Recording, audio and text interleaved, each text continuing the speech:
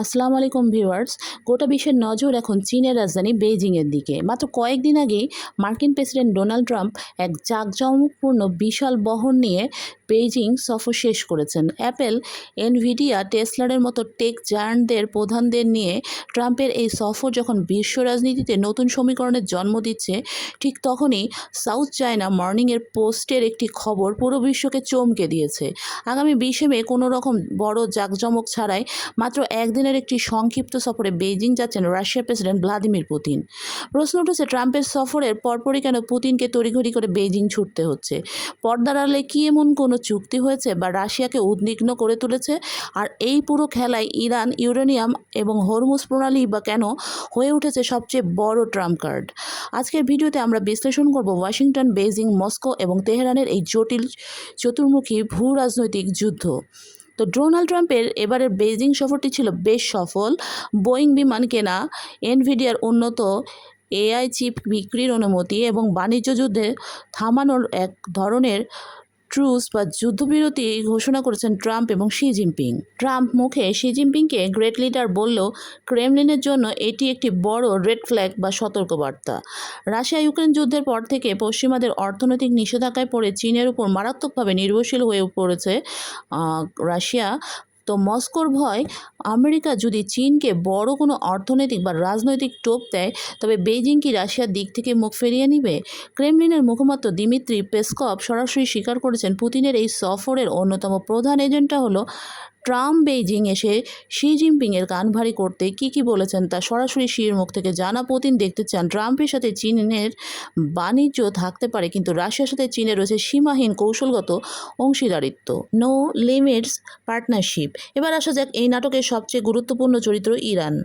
বর্তমানে ভূ রাজনীতিতে ইরানকে নিয়ে চীন ও রাশিয়ার বোঝাপড়া অত্যন্ত গভীর, তবে সেখানে স্বার্থের ভিন্নতাও রয়েছে। রাশিয়ার জন্য ইরান এখন একটি অপরিহার্য সামরিক সহযোগী। ইউক্রেন যুদ্ধে রাশিয়ার ড্রোন এবং ব্যালিস্টিক মিসাইলের বড় যোগানদাতা তেহরান। কিন্তু এখানে সবচেয়ে বড় প্রশ্ন ইউরেনিয়াম হস্তান্তর। আন্তর্জাতিক অঙ্গনে গুঞ্জন রয়েছে, ইরান যদি আমেরিকার ক্রমাগত নিষেধাজ্ঞার মুখে তার পারমাণবিক সক্ষমতা বা ইউরেনিয়াম সমৃদ্ধকরণকে একটি চূড়ান্ত পর্যায়ে নিয়ে যায়, তবে রাশিয়া কি তা সমর্থন করবে? বা রাশিয়া কি নিজের সুরক্ষায় জন্য ইরানের ইউরেনিয়ামের উপর কোনো নিয়ন্ত্রণ বা সমঝোতা চাইছে? আসলে রাশিয়া চায় না ইরান পুরোপুরি পারমাণবিক বোমা বানিয়ে ফেলুক, কারণ এতে মধ্যপ্রাচ্যে আমেরিকার মিত্ররা যেমন ইসরায়েল বা সৌদি আরব ক্ষেপে উঠবে, যা রাশিয়া তেলের বাজারকে ক্ষতিগ্রস্ত করতে পারে। তবে ইরানকে আমেরিকার বিরুদ্ধে একটি লিভারেজ বা চাপ সৃষ্টির হাতিয়ার হিসেবে ব্যবহার করতে চায় মস্কো। অন্যদিকে চীনের অবস্থান সম্পূর্ণ ভিন্ন। চীন ইরানের তেলের সবচেয়ে বড় ক্রেতা, কিন্তু বেইজিং ইরানের পারমাণবিক কর্মসূচি নিয়ে অত্যন্ত সতর্ক। চীন চায় না মধ্যপ্রাচ্যে এমন কোনো যুদ্ধ লাগুক যা চীনের জ্বালানি নিরাপত্তাকে ধ্বংস করে দেয়। পুতিন এই সফরে ইরানের এই পারমাণবিক তাস এবং ইউরেনিয়াম সমৃদ্ধকরণ সীমা কতটুকু হবে তা নিয়ে শি জিনপিংয়ের সাথে একটি চূড়ান্ত ও গোপন রোডম্যাপ তৈরি হতে পারে। ডোনাল্ড ট্রাম্প একজন ব্যবসায়ী মানসিকতার নেতা। তিনি ভালো করেই জানেন চীনকে পুরোপুরি পরাস্ত করা অসম্ভব, তাই তিনি চুক্তির রাজনীতিতে বিশ্বাসী। ট্রাম্প বেইজিংকে প্রস্তাব দিয়েছেন, আমেরিকা যদি তাইওয়ান ইস্যুতে কিছুটা নমনীয় হয় বা চীনের পণ্যের ওপর থেকে নিষেধাজ্ঞা কমায়, তবে চীনকে আমেরিকার দুটি শর্ত মানতে হবে। এক, ইউক্রেন যুদ্ধে রাশিয়াকে পরোক্ষ সামরিক বা অর্থনৈতিক সাহায্য বন্ধ করতে হবে। দুই, ইরানকে থামাতে চীনকে নিজের প্রভাব খাটাতে হবে। ঠিক এই জায়গাতেই রাশিয়ার আসল মাথা ব্যথা।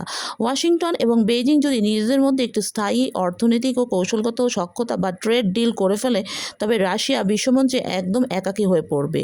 বেইজিংয়ের ব্যাংকগুলো যদি মার্কিন নিষেধাজ্ঞার ভয়ে রাশিয়ার সাথে লেনদেন পুরোপুরি বন্ধ করে দেয়, তবে রাশিয়ার অর্থনীতি ধসে পড়বে।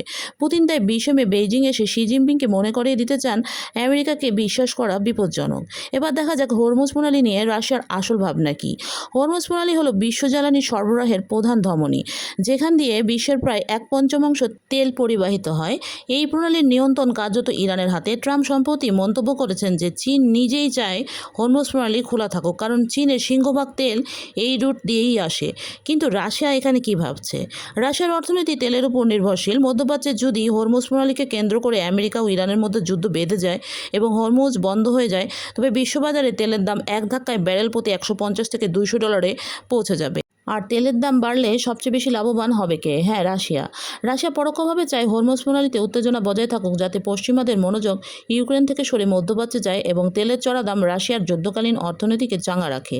তবে পুতিনকে এটাও মাথায় রাখতে হবে যে হরমুজ পুরোপুরি বন্ধ হলে চীন বিপদে পড়বে। তাই পুতিন বেইজিংয়ে শিয়ের সাথে এমন এক সমঝোতায় আসতে চান যেখানে হরমুজ নিয়ে ইরানকে কতটা উস্কানি দেওয়া যাবে বা কতটুকু নিয়ন্ত্রণে রাখা যাবে তার একটি নিখুঁত ভারসাম্য বজায় থাকে।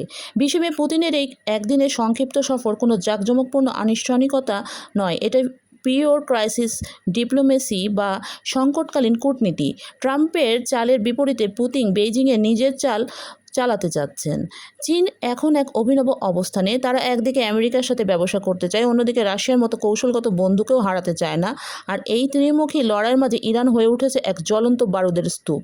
বিশ্ব রাজনীতির এখন আর দ্বিপাক্ষিক নয়, এটি একটি বহুমুখী দাবার বোর্ড। মে মাসের এই দুই সফর আগামী কয়েক দশকের বিশ্ব ইতিহাস লিখে দিতে পারে। আপনার কি মনে হয়, চীন কি রাশিয়ার বন্ধুত্ব বজায় রাখবে, নাকি ট্রাম্পের দেওয়া বড় অর্থনৈতিক চুক্তির লোভে আমেরিকার দিকে ঝুঁকে পড়বে?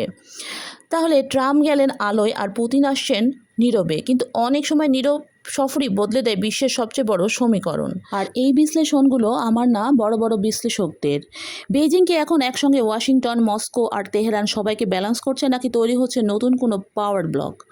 তো যাই হোক, আপনার কি মনে হয় লিখতে পারেন। আর সবাই ভালো থাকবেন, আবারও দেখা হবে ইনশাল্লাহ। আজ এই পর্যন্তই, আল্লাহ হাফেজ।